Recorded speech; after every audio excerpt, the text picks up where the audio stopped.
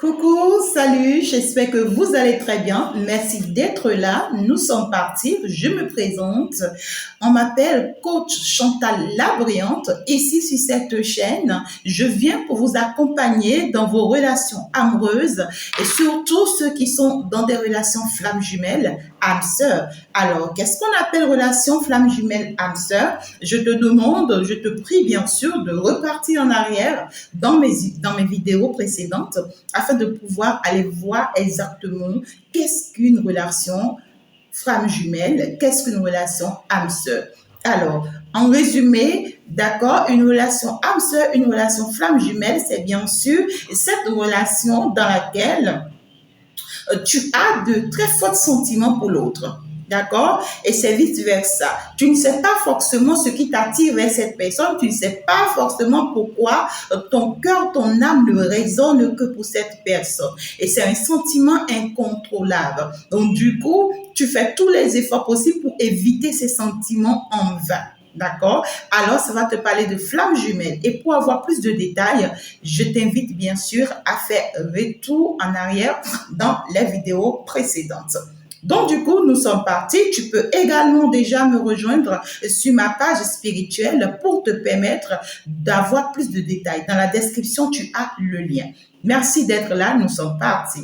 Alors, je vais démarrer un cours spécial avec vous à partir d'aujourd'hui et ça sera d'épisode en épisode, d'accord, pour que vous ayez tous les détails. Ça va parler de quoi? Comment te comporter en tant qu'une flamme jumelle dans une relation flamme jumelle? Comment te comporter, d'accord, en tant qu'une flamme jumelle sur ton chemin de vie flamme jumelle, afin de pouvoir mieux vivre, afin de pouvoir sortir de l'enfermement, de l'emprisonnement, de la souffrance et surtout de la tristesse, de l'amertume. Parce que tous autant que nous sommes, nous savons que les relations flammes jumelles sont très difficiles et pas du tout faciles en fait, vous voyez, à vivre et à endurer. Et il faut savoir la méthode qu'il faut prendre, surtout le chemin qu'il faut emprunter pour y arriver, afin de pouvoir très bien, voilà, mieux vivre cette relation et surtout avoir vraiment la santé au top pour pouvoir être bien soi-même dans sa peau. Je vais démarrer ici, d'accord, avec l'introduction. Et puis, chaque jour, je vais continuer avec les épisodes pour vous. D'accord? Chaque épisode aura ses détails. Et surtout, prenez en compte. Partagez la vidéo et permettez à d'autres vies d'être sauvées. À partir du moment où tu sauves d'autres âmes, c'est que tu es en train de te bénir en tant que belle âme. D'accord? Et je prie surtout que la lumière divine vous remplisse et vous comble depuis là où vous êtes et que vous me suivez. Alors, nous sommes partis. Pour que tu puisses mieux vivre dans une relation flamme jumelle et surtout en tant qu'une flamme jumelle, pour que tu puisses mieux vivre pour toi, pour pouvoir mieux te sentir dans ta vie, voilà comment ça doit se procéder. Le premier point, ici, ça va te parler de ne pas permettre de ce que l'autre personne, c'est-à-dire ton autre flamme jumelle, dans la relation avec toi, ne pas permettre que cet autre-là fait de toi de ce qu'il veut. Non. Ne permets pas que cette personne fasse de toi de ce qu'il veut. Je vais aller en épisode par épisode pour pouvoir mieux t'expliquer ce que je veux t'expliquer. D'accord? Ce que je veux te dire. Donc, n'oublie pas surtout de suivre les autres épisodes qui arrivent à partir, bien sûr, de demain. Ne permets pas que l'autre personne de ta vie fasse de toi de ce qu'il veut et ne permets pas non plus toi-même à toi-même de faire de l'autre de ce que tu veux. Ne permets pas de faire de l'autre de ce que tu veux, mais permets-toi de faire de toi, de ta vie, de ce que toi tu veux. C'est un peu complexe, mais c'est très important et c'est très primordial, d'accord? Permets-toi de faire de ta vie de ce que tu veux. Eh bien, les détails seront bien sûr dans l'épisode, dans le premier épisode, bien sûr d'ici demain. Alors, nous sommes partis pour le deuxième point qui doit te permettre de mieux vivre en fait ta relation flamme jumelle et surtout d'aller sur ton chemin de vie flamme jumelle. Deuxième point, tu dois sortir de la dépendance affective. Tu dois arrêter, tu vois, de suivre l'autre. Tu dois arrêter de dépendre de l'autre. Tu dois te libérer de ce lien. Tu dois te déconnecter de ce lien. Sinon, ça risque d'être toxique pour toi. Et ça va jouer sur ton bien-être, ça va jouer sur ton équilibre, ça va jouer sur ta santé. Les détails seront dans l'épisode 2 pour t'expliquer comment est-ce que tu dois pouvoir te détacher de ce lien librement sans pour autant te faire du mal.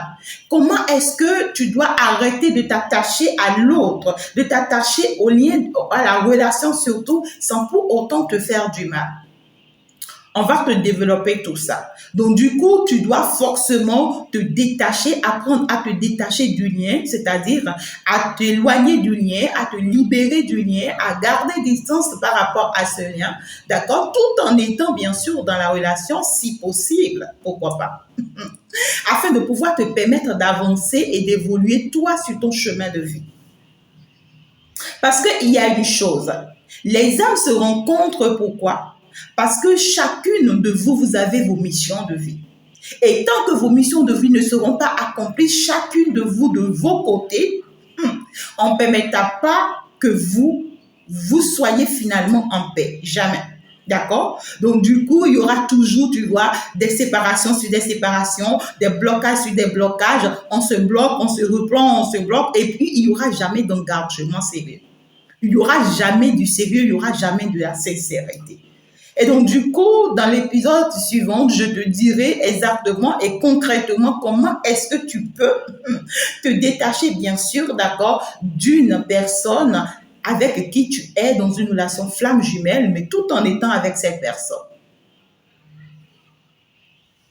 Le numéro 3 va te parler de quoi? On va te parler de 5 points, d'accord? Le numéro 3 va te parler de ce que tu dois savoir prendre tes propres décisions désormais. C'est-à-dire que tu dois pouvoir prendre tes engagements toi-même sans pour autant attendre de l'autre. Tu dois pouvoir te permettre d'aller vers tes rêves, d'aller vers tes projets, d'aller réaliser, tu vois, tes ambitions sans pour autant attendre l'autre. Vous savez, lorsque nous sommes dans une relation flamme jumelle, l'on a tendance de ce que nous devons tout faire avec l'autre. Au premier regard, l'on se dit, c'est mon partenaire, donc du coup, je dois avoir tout genre de partenariat avec lui. Avec lui, je dois pouvoir réaliser ci, avec lui, je dois pouvoir réaliser ça. Certes, ce sont vos projets de vie et qui ne tiendra jamais d'ailleurs tant que toi, tu n'atteins pas, bien sûr, ta mission de vie. Donc, du coup, tu dois te permettre d'aller vers toi, tes projets de vie, vers ta mission de vie. Tu dois pouvoir aller te permettre d'aller détecter ton don, c'est-à-dire ce pourquoi tu es né. C'est-à-dire ce qui doit te donner vie et ce qui doit te faire comme étant la belle personne que tu recherches depuis très longtemps, c'est en toi. Et tu dois pouvoir aller, bien sûr, la détecter. Et à partir du moment où tu vas la détecter, ce n'est qu'à partir de ce moment que tu vas retrouver ta paix, ton bien-être et ton équilibre. Donc, du coup, tu dois aller te permettre d'aller vers la réalisation de tes rêves. Tu dois aller vers des créativités. Tu dois te permettre d'aller créer des choses, de mettre des choses en valeur et de te mettre en valeur. Parce qu'à partir du moment où tu commences pas à aller mettre des choses en valeur, ces choses-là, en fait, vont porter ton nom et vont te donner un nom. Et donc, c'est toi qui commences par être mise en valeur. Ce que tu as appris et ce que tu sais faire, ce que tu as toujours voulu faire dans ta vie, tu commences par aller de l'avant dans ça. Tu commences par te projeter autrement dans ça. Pour d'autres personnes, c'est peut-être les mêmes choses que vous avez appris qui vous suivent, d'accord, et qui vous amènent en fait loin. Pour d'autres personnes, on vous amène à aller détecter vos dons pour que vous puissiez, en fait, ici, faire face à la réalité de la vie, pour que vous puissiez faire face surtout à votre mission de vie. D'accord? Alors, ça sera dans un épisode également que je vais développer tout ça. N'hésitez pas surtout de suivre chaque épisode. Ça va énormément vous aider. D'accord? Ça sera au total au moins 14 épisodes. Alors ici, au quatrième point, ça va te parler de quoi? Pour que tu puisses mieux vivre ta relation flamme jumelle, au quatrième point, ça va te parler ici de ce que tu dois pouvoir, sur ton chemin de vie, donner le libre arbitre à ta vie. C'est-à-dire, tu dois pouvoir donner de l'ouverture à ta vie.